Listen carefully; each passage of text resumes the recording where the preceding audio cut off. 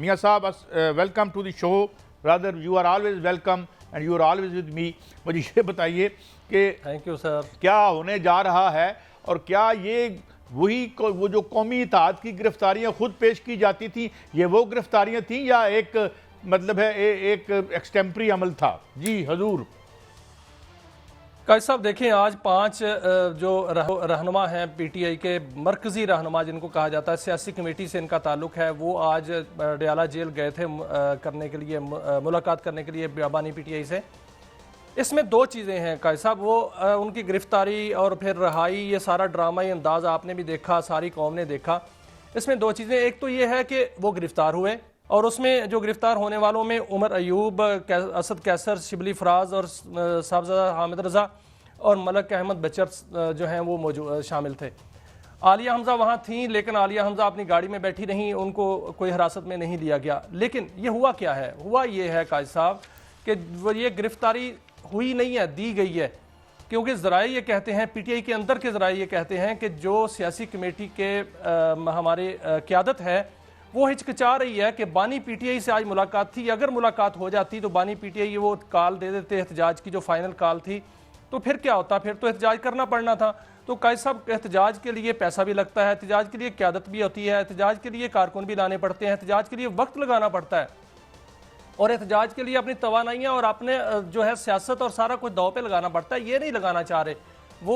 ज़राए कहते हैं, जो पीटीआई के अंदर के ज़राए हैं, अंदर पीटीआई के अंदर बहुत से ग्रोह बन चुके हैं, और वो कहते हैं कि जो हमारी क़यादत है वो बातें तो करना चाहती है, वो प्रेस कॉन्फ्रेंस भी करना चाहती है, वो बड़ी बड़ी जो है वो बड़के भी मारना चाहती है, लेकिन एहतजाज नहीं करना चाहती। वो बानी पीटीआई से मिलना नहीं चाहती, बानी पीटीआई से वो काल की जो है वो हदायत नहीं लेना चाहती, ताकि वो जवास न पैदा हो जाए कि फिर हमें एहतजाज करना पड़ेगा। यही वजह है कि आज गिरफ्तारी होती है। गिरफ्तारी उसको मैं नहीं कहूँगा, हिरासत में लिया जाता है और साथ ही उनको रिहा कर दिया जाता है और बड़े एहतराम के साथ वहाँ चौकी के अंदर वहाँ गाड़ियाँ मंगाई जाती हैं, फिर उनको कहा जाता है आप इस रास्ते से चले जाएँ। वो इस रास्ते से जो है आराम से वहाँ से निकल आते हैं और मुलाकात भी नहीं होती है और दिन भी गुजर जाता है और अब कॉल भी नहीं आई आज।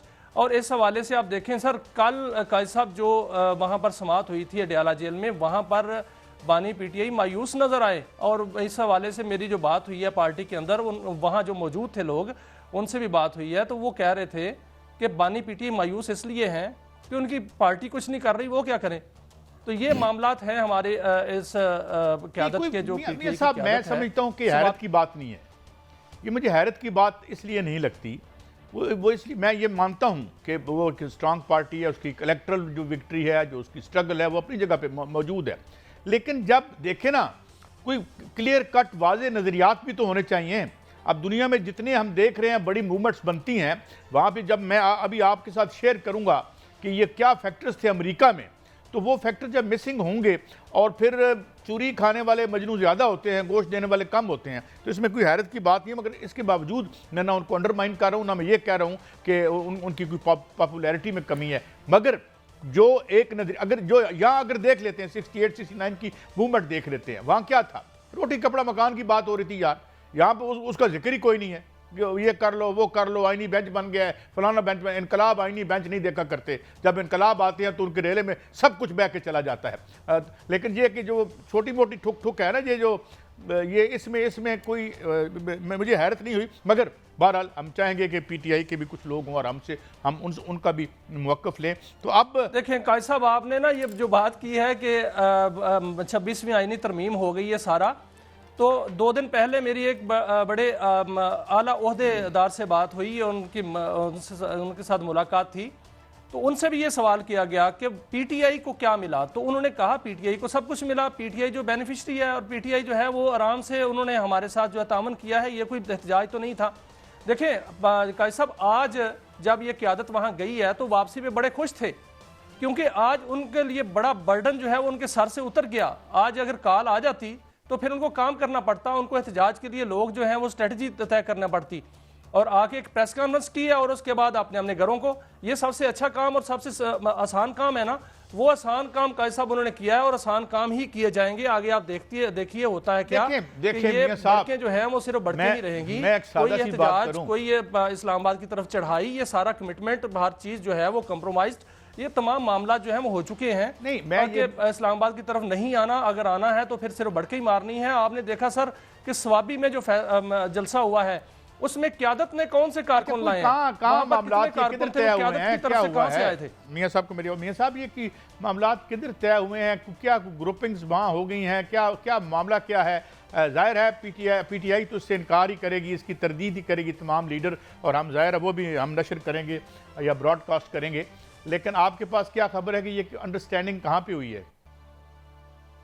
सर देखें, ये अंडरस्टैंडिंग है, ये बातचीत है, ये बातचीत यही है कि हम जो है वो एहतजाज नाम का करेंगे, बराए नाम एहतजाज वो होता रहेगा, और उसके बदले जो है वो हम पर कोई किसी किस्म का कोई प्रॉब्लम नहीं आएगा। हम जो है वो आते जाते रहेंगे, अडयाला जेल भी आएंगे, कभी मुलाकात हो जाया करेगी, कभी नहीं हो जाया करेगी, कभी जो है वो केपीके के सीएम जो हैं वो प्रेस कॉन्फ्रेंस करके बढ़के मारेंगे, कभी जो है वो किसी जलसे में मारेंगे और वहाँ कहेंगे कि हम ये कर देंगे वो कर देंगे, लेकिन होगा कुछ भी नहीं। ये मामला अगर आपके सामने टीवी लगा हो, अगर आपके सामने टीवी लगा हो तो एक बहुत बड़े जीपस्टर में जनाब उमर अयूब साहब बैठ के जा रहे हैं, तो दुनिया के इनकलाब 10-10 करोड़ के जीपस्टर में बैठ के नहीं आते, बल्कि गरीब लोगों के इनकलाबात होते हैं, उनके नज़रियात के इनकलाबात होते हैं, जो हम इर्द गिर्द पूरे खत्ते में देख रहे हैं। वो क्या था, हर जगह, इवन अमेरिका जैसे मुल्क में हम देखें, मैं आपको अभी फैक्ट्स एंड फिगर्स बताऊंगा कि लोगों का क्या अशर है और कैसे खेला इस सारे इशू पे। हालांकि उस तबके का वो हिस्सा नहीं था, लेकिन उसने नुमाइंदा बनने की जो कहानी थी वो लोगों को बावर करवा दी कि जनाब मैं आपकी गुर्बत, आपकी जिल्लत उसके साथ खड़ा हूँ। तो खैर, अब ये बताएं कि ये आइनी बेंच के बाद एक आइनी अदालत भी बनने जा रही है और कुछ और तरमीमात भी आ रही हैं, हालांकि वो क्या कहते हैं, देखिए कायद साहब, आज आइनी अदालत के हवाले से कमेटी का इजलास हुआ है, उसमें आइनी बेंच ने अपना काम तो शुरू कर दिया है। 14 तारीख को उसकी समाअत होगी। 6 रुकनी बेंच जो है वो काम करेगा जस्टिस अमीनुद्दीन खान की सरबराही में।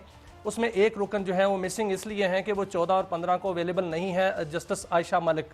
बाकी जो है वो होंगे, लेकिन केस कौन सा सुनेंगे ये अभी तक नहीं बताया गया।